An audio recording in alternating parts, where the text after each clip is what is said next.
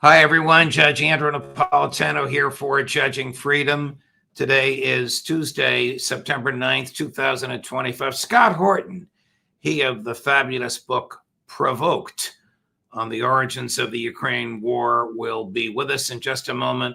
But first, this. While the markets are giving us whiplash, have you seen the price of gold? It's soaring. In the past 12 months, gold has risen to more than $3,000 an ounce. I'm so glad I bought my gold. It's not too late for you to buy yours. The same experts that predicted gold at $3,200 an ounce now predict gold at $4,500 or more in the next year. What's driving the price higher? Paper currencies. All around the world, they are falling in value. Big money is in panic as falling currencies shrink the value of their paper wealth. That's why big banks and billionaires are buying gold in record amounts. As long as paper money keeps falling, they'll keep buying, and gold will keep rising. So do what I did. Call my friends at Lear Capital. You'll have a great conversation, and they'll send you very helpful information. Learn how you can store gold in your IRA tax and penalty free, or have it sent directly to your doorstep. There's zero pressure to buy, and you have a 100% risk-free purchase guarantee. It's time to see if gold is right for you. Call 800-511-4620, 800-511-4620, or go to LearJudgeNap.com and tell them your friend the judge sent you. Scott Horton, welcome here, my dear friend. Long time no see, and it's a pleasure to be with you. Thank you. You have written this fabulous, first-rate, second to none in level in the amount of research done and information conveyed book on the origins of the war in Ukraine called Provoked. I was happy to get an advance copy and to endorse it for you. But before we get there, to the latest events of international import, the IDF attack on a civilian neighborhood in Qatar. What do we know? Did they succeed in killing the Hamas leadership that had been lured there? Or did the Hamas people who were there as negotiators and thus immune from attack under international law escape this assassination plot? Well, Judge, I'm sorry to say I don't know the answer to that question at this point of, who all was killed in the thing. I do know, as you said there, that it was a civilian neighborhood that they hit, and the Israelis, in their arrogance, are calling it the Summit of Fire, where, as you said, these are people who are supposed to be completely protected by international protocol, right? The diplomatic satchel and the rest. No, we just do an airstrike on a neutral country that they're at peace with in order to try to assassinate the people that they're negotiating with. You know what, Your Honor? We're real sorry. We were trying to work it out, but we have no partner for peace because, we killed them all. That's their MO. That's what they've always done. And somehow that excuse has been able to continue to work, although I think it's wearing pretty thin. Is there any way that the United States did not know about and authorize this? I mean, the U.S. controls the airspace in Qatar, and the Israelis, who, of course, always get a yes from Donald Trump, like they always got a yes from Joe Biden, really wouldn't spring this on the White House without telling them in advance, would they? I doubt it. I agree with you that it's almost certain that they would have gotten permission. And then so Trump just told them, yeah, go ahead. What do I care? Even though they're an ally of ours, this is where Central Command is headquartered, is at Qatar at the Al Ulid Air Base there. I always say it wrong, but whatever.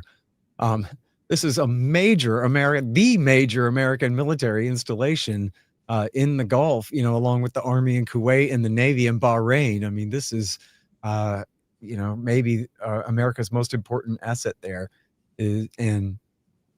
And by the way, of course, as everybody who watches your show already knows, Judge, but is worth reminding everyone that when Benjamin Netanyahu wants to foist Hamas onto the Palestinian people so he can call them all terrorists, who does he go to?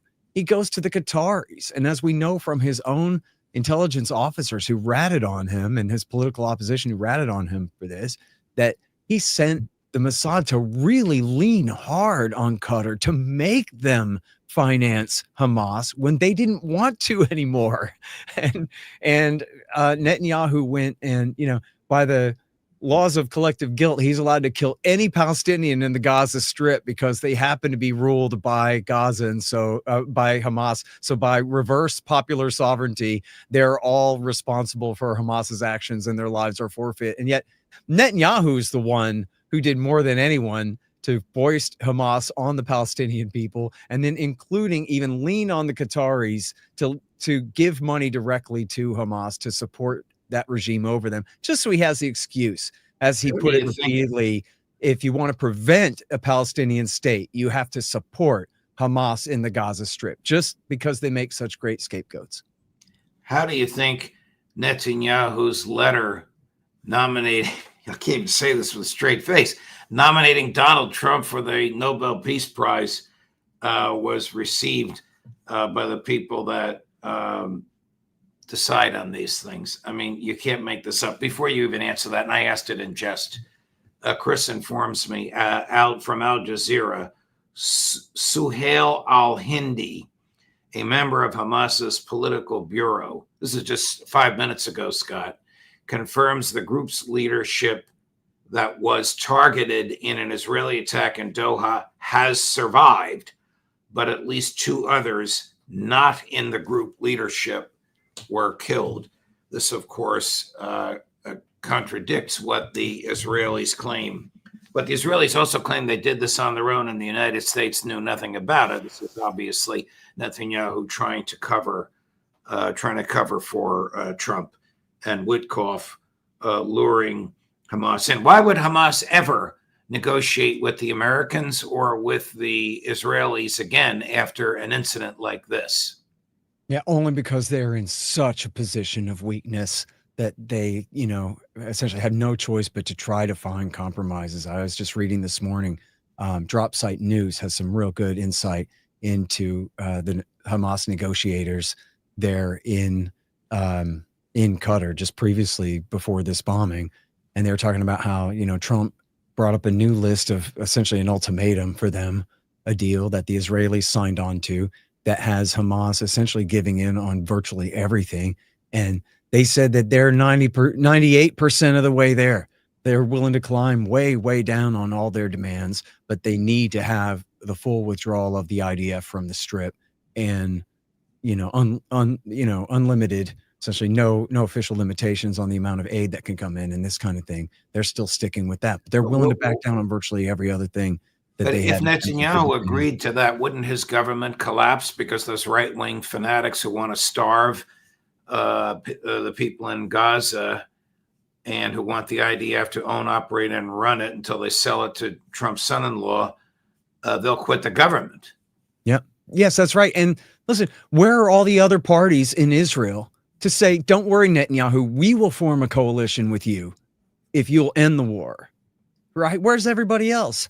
They're all to the right of Netanyahu, I guess, at this point, right? They're just, it's really a sad situation.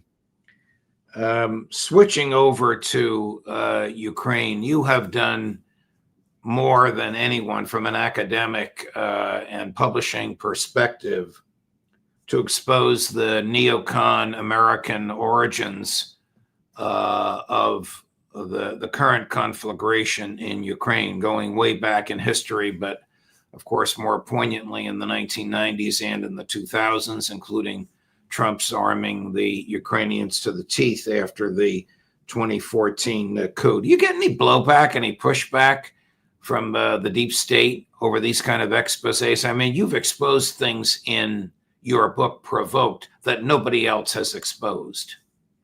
Yeah.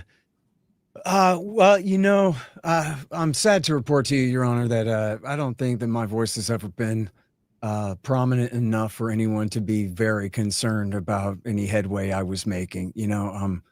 I'd like to think that that's beginning to change now.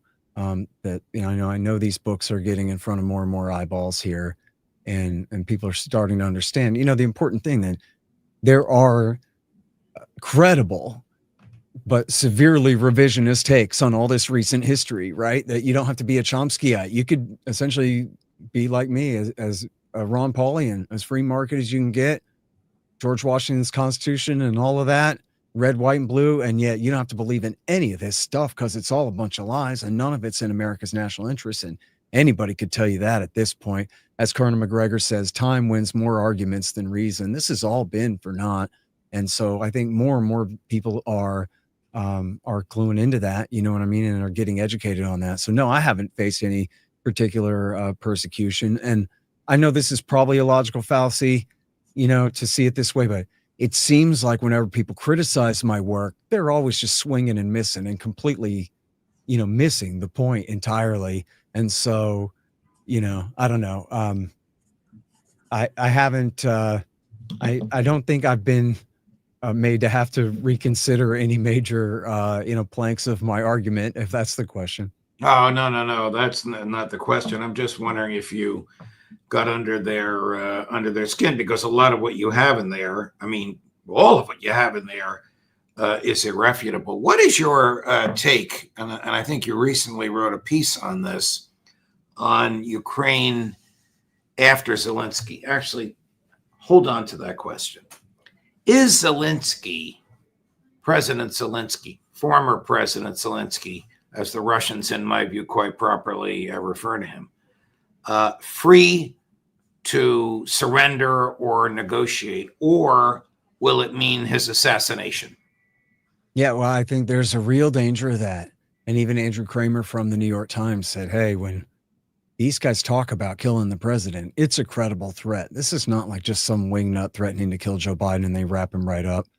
They won't necessarily protect Donald Trump, but the average president gets, you know, protection from the national government if someone's threatening to kill him. In this case, these guys are powerful enough. They've overthrown the government twice before with American help, of course, and British help, but still, that even the New York Times reporter Andrew Kramer said, hey, when they threaten to kill the president and or overthrow his regime, that's credible. They have to take that seriously. And people like Dmitry Yarash and Andriy Beletsky have threatened to murder Poroshenko and since 2019, Zelensky, if they would dare to compromise with the Russians on any of this.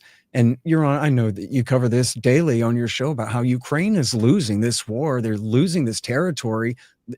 Maybe they're losing men at regular speed, the territory in slow motion. They're losing and losing and losing. It's been all downhill since at least September of 22 and really since February of 22. And yet the whole attitude is, it's just like in America in 2004 and 5. Remember how they would say, well, we can't quit now or else then our guys who have died will have died in vain. So we have to keep fighting now. It's just basic sunk cost fallacy. And then that means that any president who's willing to compromise, he's betraying all the men who laid down their lives in honor and glory for the sacrifice of the defense of the country and all that. And that's the way they see it in the harshest terms there. And so, no, I do not believe he has freedom of action to compromise with the Russians at all. And this has been the case since he came into power in 2019. He tried to negotiate under the new German foreign minister had proposed a new deal called the Steinmeier formula for implementing the Minsk II deal, basically reordering the order of operations for implementing the deal, but in a way that would be acceptable to both. And Zelensky was looking into it. And then the Nazis said, yeah, but we'll kill you. And he said, oh, okay, no. They held no to capitulation rallies all across the country and threatened to overthrow the regime and lynch the guy from a tree. Is his personal protective detail still MI6 because he can't trust his own people to protect him? Oh, I don't know. That's a very good question. I will say, though, that if you go back to, say, 2000 and I believe 19, the great Aaron Mate, who I know you have on all the time, he interviewed Stephen Cohen, the Russia expert from, I forgot what university, Princeton. Katrina Vanden Heuvel. Yeah, Steve Cohen was on the faculty of Princeton when he's no longer with us. Oh, okay. He was on the faculty of Princeton when I was an undergraduate there. Oh, okay. And so I remember him telling Aaron Mate that, listen, all it takes is a few Marine Corps bodyguards to protect the president, let him know that he's safe. And then, hey, a little bit of help from American intelligence and or police to round up the leaders of these Nazi groups and just neutralize them. We know their names. There's not that many. And so you get them and then things will be okay. You won't have to worry about that threat any longer. And then he can proceed to negotiate. And that's the kind of assistance that America could have provided. And yet, as Cohen told Matei, they had no interest in doing that. They would rather see conflict. Right. All right. Now back to what I started to ask you earlier. A post-war Ukraine. I mean, can it be truly neutral, peaceful, and prosperous, say, in the Swiss or Austrian model? Or will these Banderists be fighting for control of the place against whatever form of government is there? We know it's not going to be NATO because the Russians will never allow it, but whatever form of government operates the remainder of Ukraine when the special military operation is over, who will it be?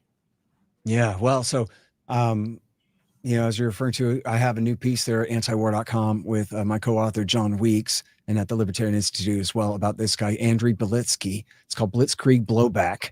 That's about the danger that this guy, he's really the main ringleader of what was called the Azov Battalion, and then the Azov Regiment, and then later the 3rd Separate Infantry Division, and they've now been made the 3rd Army Corps.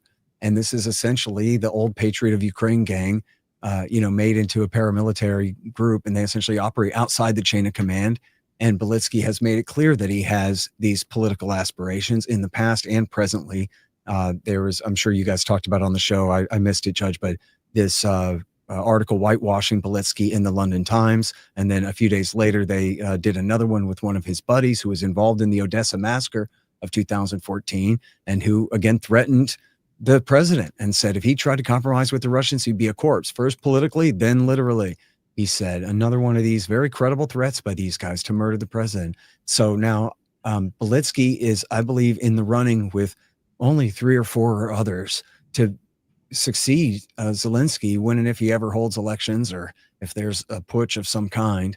And Belitsky, Judge, he's the one most often quoted whenever if anyone's familiar with the literature on the reality of the Nazi movements in Ukraine since really since the 90s, but especially since, the 2014 putsch and all that, you'll see this quote over and over again where he says, we must lead the white race on a crusade against the Semitic-led Untermenschen, which means subhumans.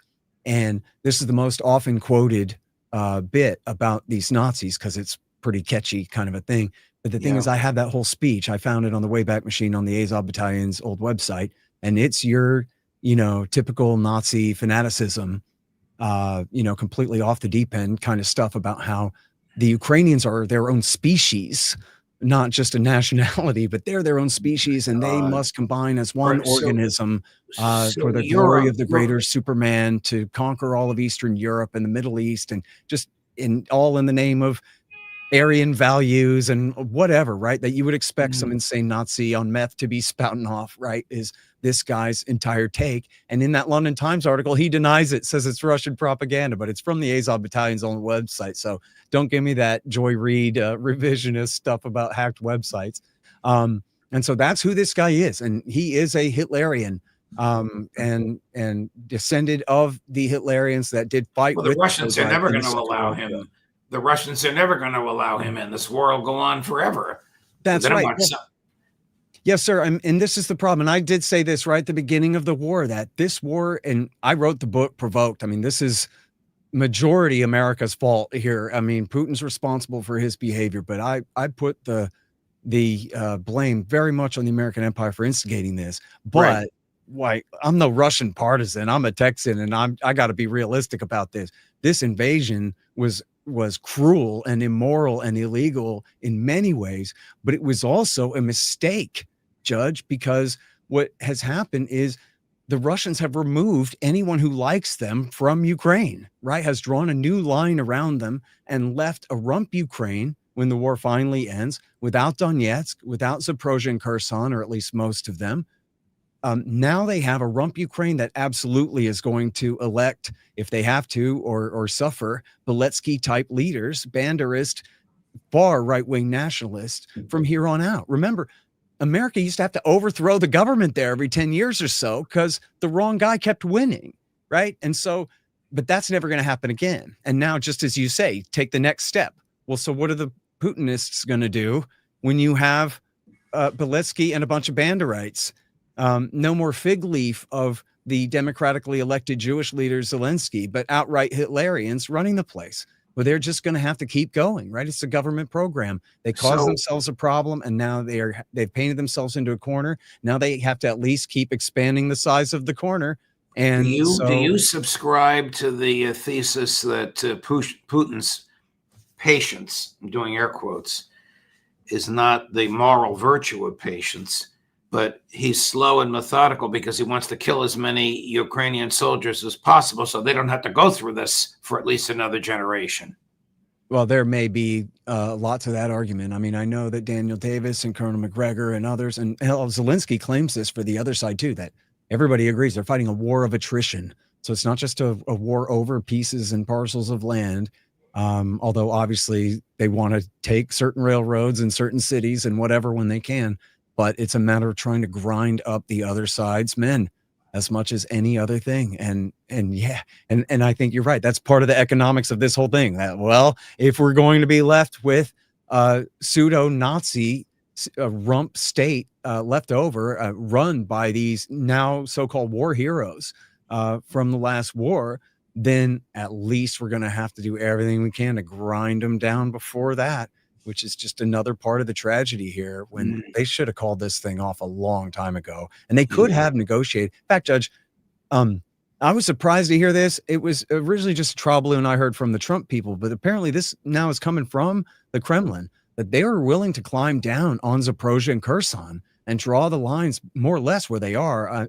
As you know, 1/3 of Kherson is on the other side of the river, and they still only control 2/3 of each of those provinces. And Putin said, look, we're willing to draw those lines where they are now. They get to keep their so-called land bridge to Crimea and the Azov coast there. But he said, but the Ukrainians have to walk away from what they still control of Donetsk, which is like a quarter, I believe, almost a quarter of Donetsk, which they do not want to turn around and walk away from.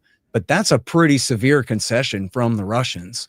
It's the potential basis for negotiation here if you could get reasonable men running Ukraine. But I just think that that's too tall of an order. That's not what's going to happen. And of course, you have the American and British influence egging them on. And well, the American less, but still to a degree, the American and European influence continuing to egg them on to keep fighting. Your show, is your podcast called Provoked, or is it called The Scott Horton Show? Well, I got two. The Scott Horton Show is my interview show. I got 6,000 interviews going back to 2003. And then my new show is called Provoked, named after my book. But that's my show with Daryl Cooper, the great historian martyr made. And we do that, runs every Friday night here on YouTube. Well, congratulations on all your success. And thank you for the time that you spent with us, my dear friend. We hope to see you again soon. Absolutely. Thank you so much, Judge. Sure.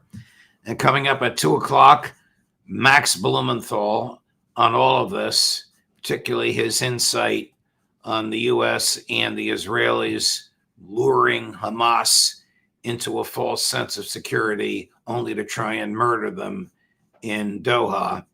And on all of this at 3:00, Colonel Karen Kwiatkowski, Judge Napolitano for Judging Freedom.